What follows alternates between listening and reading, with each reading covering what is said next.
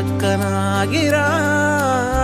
இதயத்தில் தர்மம் என்றும் உறங்குவதில்லை. இதை உணர்பவன் தானே மீண்டும் மனிதன் ஆகிறான். இங்கு எதை தேடி வந்தோம் என்று எதுவாக ஆனோம் என்று அறியாதவன் மிருகமாகிறான். நான் யார் இறைவா, விடைத்தா இறைவா.